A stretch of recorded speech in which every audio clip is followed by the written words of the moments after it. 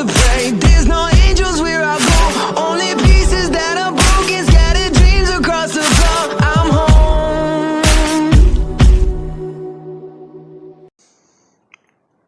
Alrighty, hello everybody, this is Kirsha here. Now then, whenever we last left off, we had just finished the quirk apprehension test, and Mineta, he is being expelled. Now, after this test happens, people are actually talking. They do somewhat see a gap between them and Deku, but this is whenever someone would bring up a good question. Exactly what does your quirk do?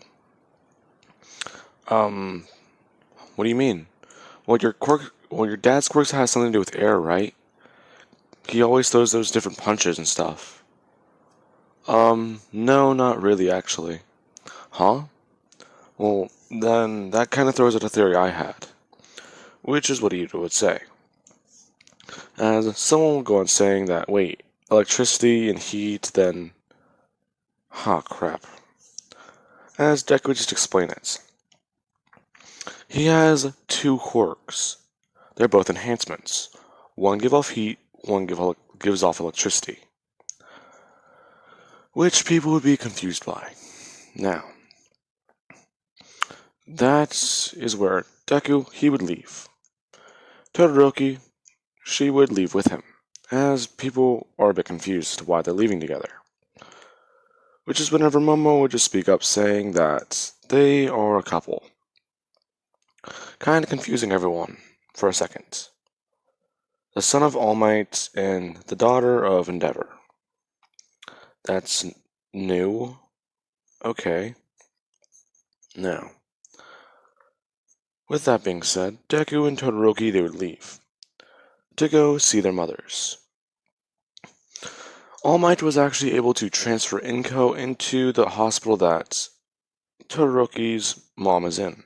Now, with that being said, they've also boosted security and have actually paid to get the hospital more and more secure. After Endeavor heard that someone had a bit of a target on All Might, then he figured that they were targeting pros, since this might be the hero killer. Now then, with that being said, Deku, him and Todoroki, they would arrive to the hospital, and they would see that Rei and Inko are somewhat trying to have conversations. Or at least Rei is trying to help her learn more things. Seeing that Rei's kind of just holding up different objects, saying their names, and what they do. Along with trying to get her to read a book. Or at least reading a book to her. Now then, with that being said, these two would arrive to see this, as... Now, they would be stopped by hospital staff as a doctor would walk up. Now, this doctor would just try and give an explanation that they need to somewhat not interrupt their therapy, which kind of confused these two. The doctor would go on and explain that they tried developing new forms of therapy to help these two, and this one actually does seem to be working. Ever since you two have come by to see your parents, we understand that they've been getting better. So we thought that this might help the process. Now, with that being said, the doctor would say that they just need to give them 5 more minutes and they will be able to visit. Now then, after 5 minutes, Deku and Todoroki, they're actually seeing that their parents, or their moms, or at least getting along, and actually having a bit of a nice conversation. As the doctor would walk in and check on them, he would see that these two are doing fine and that they're ready, as he would basically bring up his hand, waving them in. They would walk in to see them as they would all begin to talk. Deku talking with his mom while Todoroki talks with her own mom. As Deku would basically tell his mom that he got an EUA, and that he actually passed and got first. While Todoroki would just explain that she did pretty well too. In fact, as she would just turn her head saying that during the entrance exam, we actually saved somebody. Well, yeah, although that zero pointer was a bit heavy. What does he mean, a zero pointer?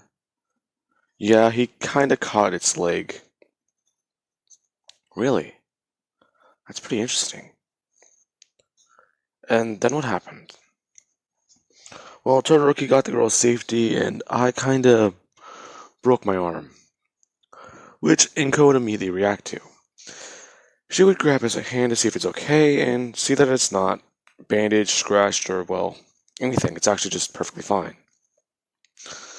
Deku would calm her down, saying that it's okay. It's just that Recover Girl helped me. She was there. Although I did destroy the robot. Now, the four would begin to try and have conversations and actually have a bit of a good time, as they would have to leave. Deku sees that his mom is actually making a bit more progress. She's actually reacting to outside stimuli, so that is at least good. Now, let us cut over to UA. They are going to be doing the heroes versus villains. Now, for this, I actually did have a bit of an idea. It's how the teams are going to go. You have Deku and Ida versus Bakugo and Todoroki. Now, that is how the teams are going to go. Deku and Ida are going to be the heroes, while Todoroki and Bakugo are going to be the villains. Now, along with that, you have their hero costumes. I want to say Todoroki would take the one she has in canon. However, she doesn't have that thing where she covers half her body in ice. She wouldn't do that. Now then, along with that, Deku's hero costume. I want to say Deku would take inspiration from his mom and somewhat go with what she used. So basically a black shirt, pants, boots, and a cape. Basically somewhat similar to Nana Shimura's costume, but he wouldn't have the gloves. He would have the wristbands. And a lot of people would somewhat take notice of this. They're asking exactly what is he wearing? Well, I mean, come on. You gotta give me style points. Which Todoroki would somewhat smirk at, saying that she'll give him style points, but she won't give him an easy fight. Well, aren't you two just being buddy-buddy? As Bakugo would just say. Well, I mean, yeah, it's kinda hard not to. As Alma would kinda interrupt them, saying that this is going to be a fight. You two must take it very seriously and must not hold back against one another. Even though you two are in a relationship, as Alma would say. Everyone's somewhat being in shock hearing that. Now, Deku and Ida, they would go to the front of the building, as Todoroki and Bakugo walk in. Bakugo just asking, so, how long have you two been together? Well, we've been together for quite a while. Actually, it's a bit funny how this all started. Really. Well, can you tell me about it? Long story. I'll probably talk to you later. Anyways, so, exactly what's your quirk? Explosions. Yours? Ice and fire. Neat. Now, the two would get to the top floor as Todoroki, she would begin freezing the entire building, turning it into a basic ice cube. Now, after that happens, Deku and Ida, they would walk in. Ida cannot use his engines because the floor is made of ice. Now, with that happening, Deku, he is turning on his Kaioken, as anytime he takes a step, the ice underneath him just cracks and breaks, actually heating up the room quite a bit. Now, they would begin to walk through the building as Deku, he would encounter Bakugo. Bakugo actually almost had him for a second, He was able to throw out his hand to create an explosion, but he was able to bring his hands up and activate his actually being able to block Bakugo as Bakugo sends a flurry of explosions into Deku's arms. Deku, he would have just been blocking as he would do one thing. He would jump up with both of his legs as he gets sent flying backwards, which he actually wanted. As he would land on the ground and begin by just telling Ida that he needs to be careful. Explosions isn't a quirk to take lightly, as Deku would rush forward. Bakugo, seeing that Deku is actually using this quirk now, as Deku brings himself up to ×3, somewhat giving himself a speed advantage on Bakugo. Now then, Bakugo, he would just watch as Deku, he is actually doing one thing. He's copying Gran Torino's moves. After he heard about him once before, he tried learning what he can do. So he has at least learned to move around like him from seeing some of his old videos. But this isn't going to work very well. He might be moving faster, but Bakugo has the ability to use larger explosions, which is not good in an enclosed environment.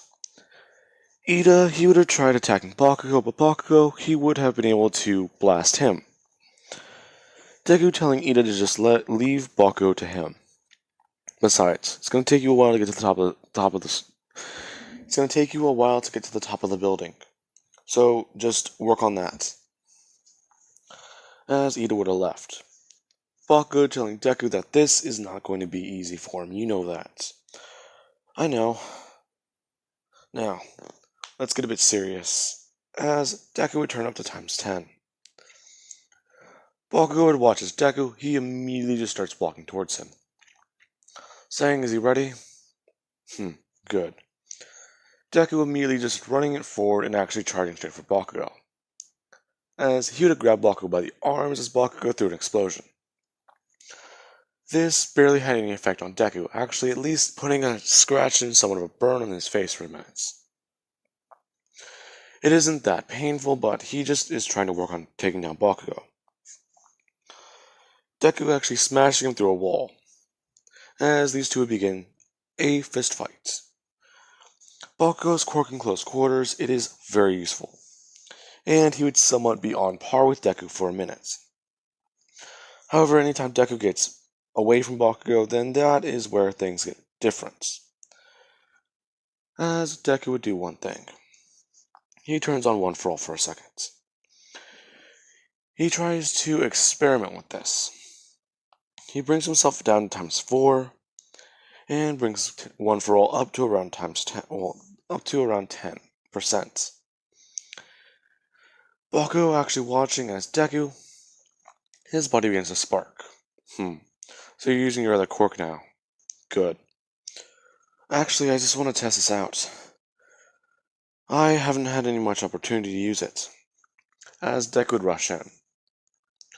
Bakugo noticing that he's extremely faster, and him somewhat disappearing from Bakugo's vision for a second, until he hears something behind him, to where he would turn and see Deku getting ready with a punch, actually blasting it outwards.